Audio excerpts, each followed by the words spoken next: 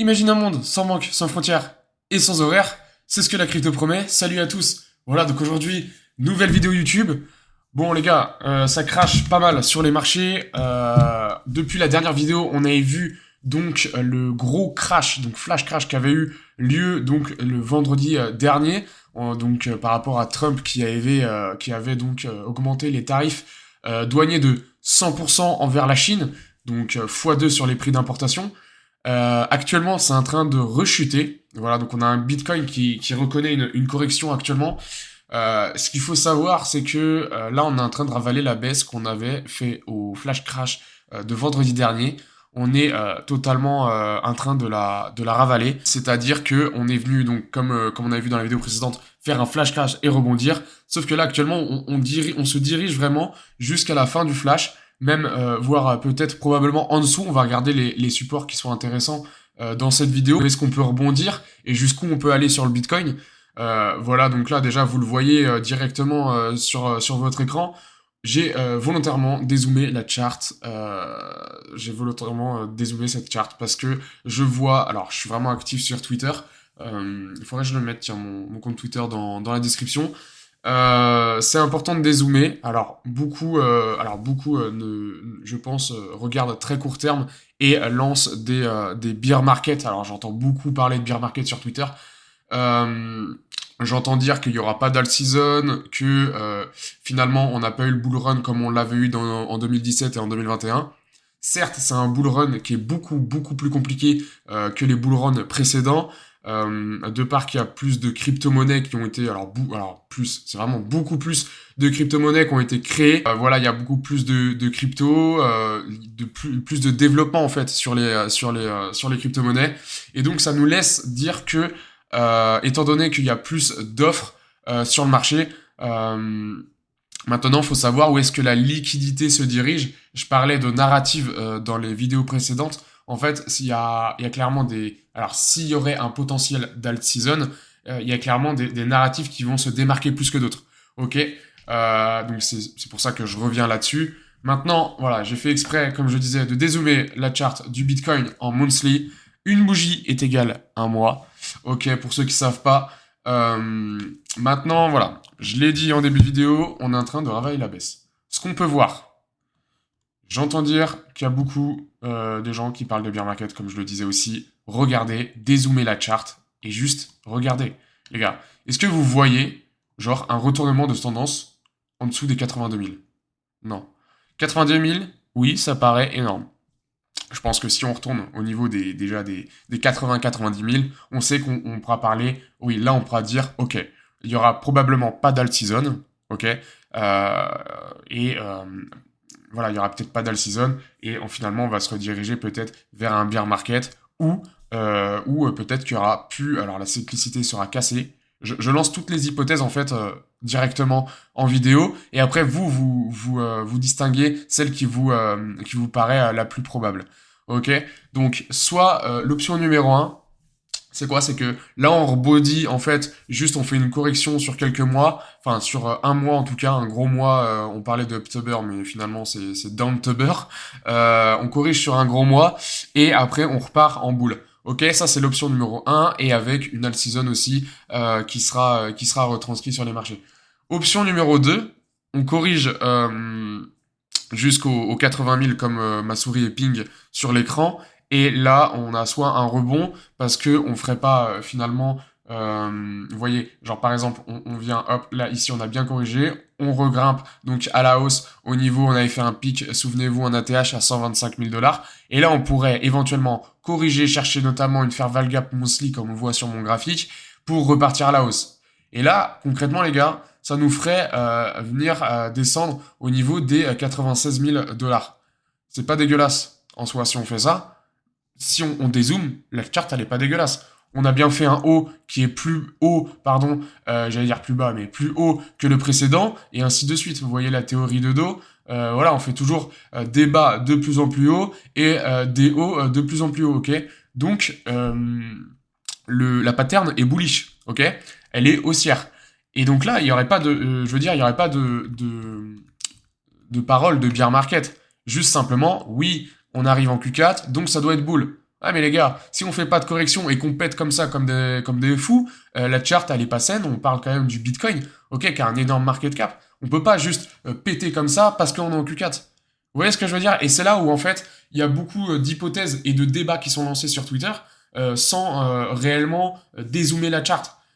Bien sûr, je mets pas tout le monde dans le même panier, il y en a qui dézooment bien la chart et qui le disent, mais moi, je pars du principe que là, clairement, oui, on peut faire une baisse, mais regardez, si on prend, voilà, ok, on peut prendre d'ici, voilà, à ici, là où on en est, on a fait 15%. Si je pars ici, donc février 2025, voilà les gars, on peut, allez, si je prends, je vais pas prendre la mèche parce que j'ai pas pris la mèche juste avant, là on parle de 20%. Donc c'est pas déconnant, on peut encore descendre même.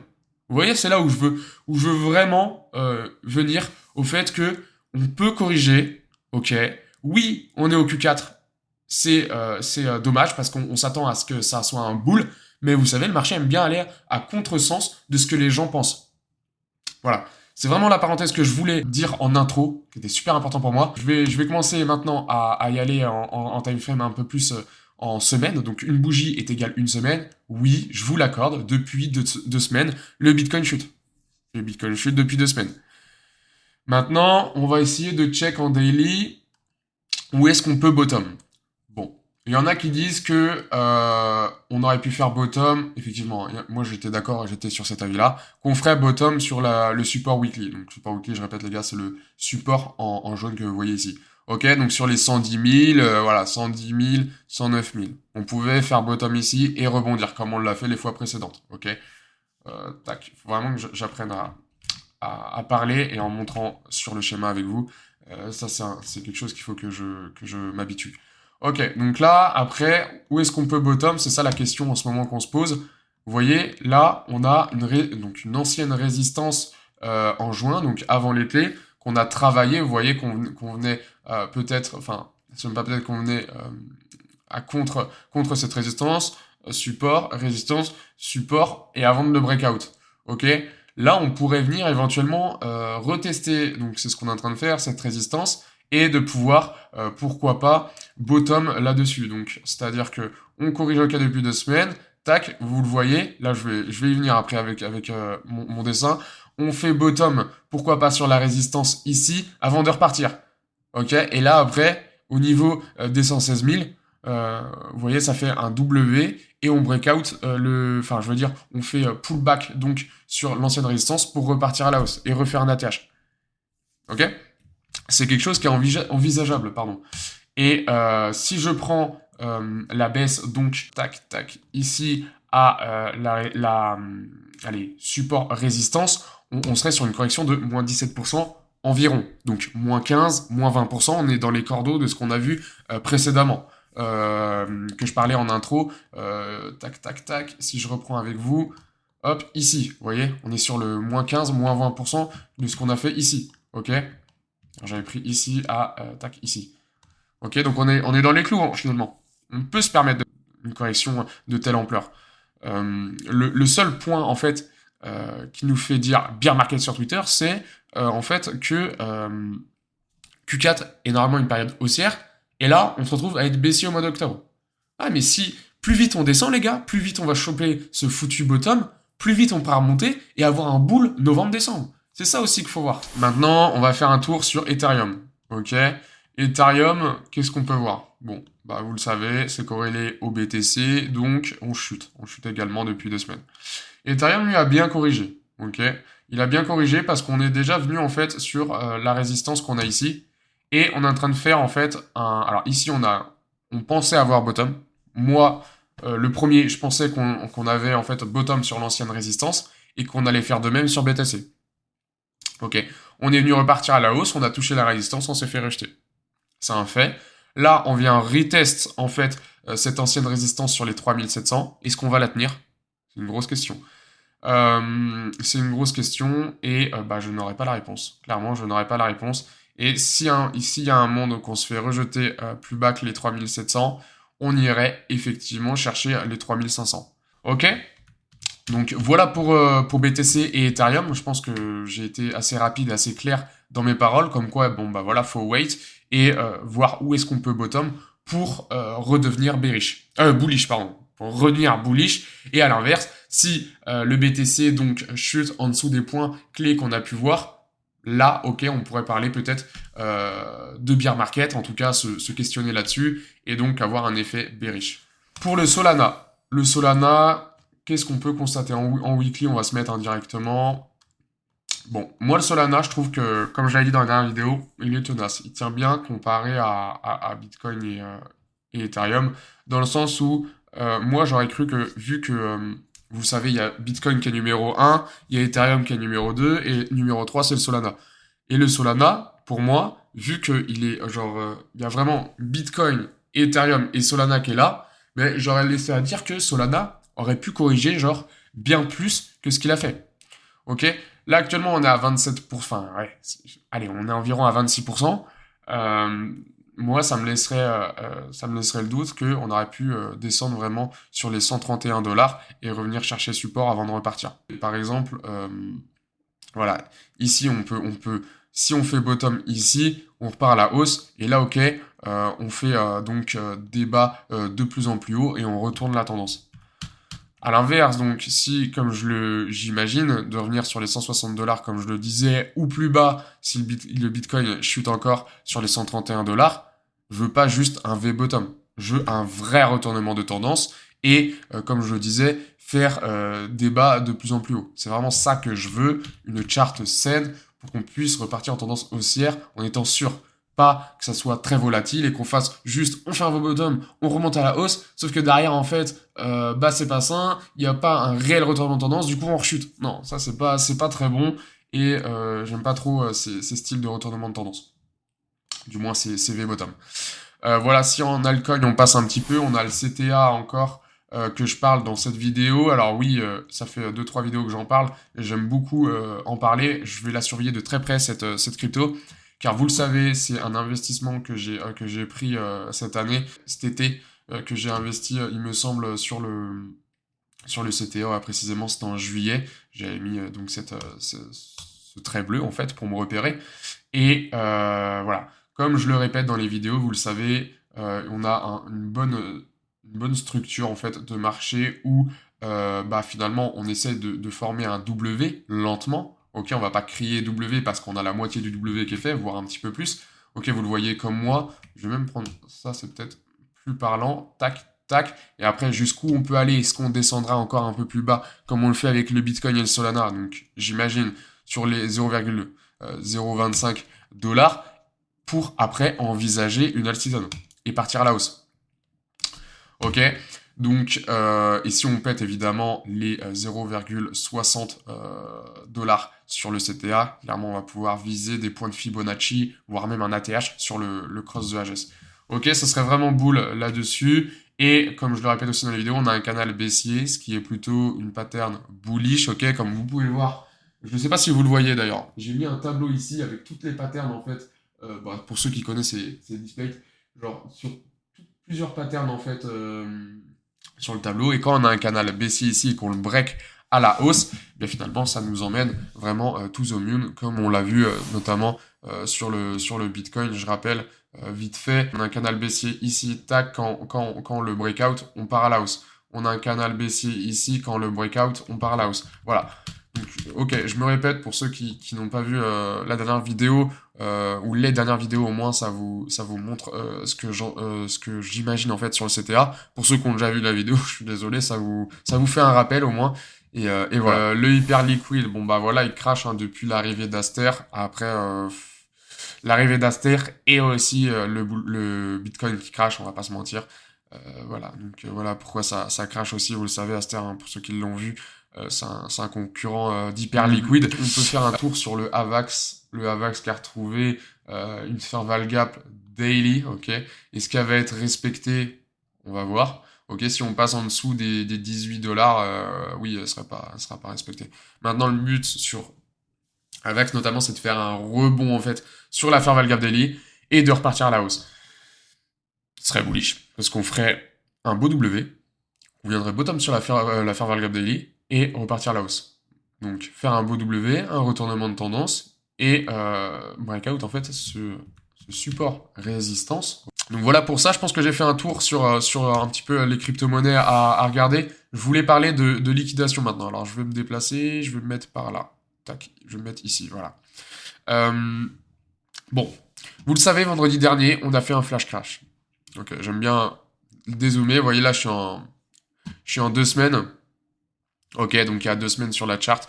Voilà, donc le vendredi, on a fait le flash crash. On était ici, vous le voyez. Donc là, par là, on avait pas mal de liquidations à venir chercher. Bon, bah, Trump a tout rect. Ok, on a vraiment tout lavé sur ce flash crash. Et finalement, en fait, on est en train de... on a rebondi. Ok, on a rebondi. On a plusieurs ordres qui sont accumulés ici. Mais les shorters ont été gagnants. Ok, donc il y a eu plus de baisse que de hausse sur le BTC. On est venu donc redescendre à la baisse au niveau des 110 000 dollars et ensuite on est remonté. On a fait une sorte de range. Beaucoup pensaient qu'on avait bottom en fait, qu'on avait bottom sur les 111 000, 110 000 dollars et finalement c'est pas ce qui s'est passé. Donc ce 15 octobre c'était donc mercredi et on a clairement été lavé, donc sorti ou rect si vous préférez, tous les mecs qui ont long sur le BTC, et même on a été bien plus bas. Aujourd'hui, on est vraiment fait une journée, donc un day négatif sur le Bitcoin. Les shorters ont gagné. Ils ont peut-être gagné la bataille, mais pas la guerre comme on dit. Pourquoi? Parce que, ok, ils ont gagné cette baisse, ils ont été plus forts que nous les bullish, ou nous qui veulent long le BTC, qui veulent pousser ce prix vraiment à la hausse. Maintenant, là, le point positif qu'il faut retenir là-dessus, c'est que, vous le voyez, on a plusieurs liquidations au sud et beaucoup moins au nord. En fait, au nord, on a tout lavé, on n'en a plus. On n'a plus de position au nord, on n'a plus rien à laver. Donc, quand on n'a plus rien à laver, le cours du marché du Bitcoin souhaite...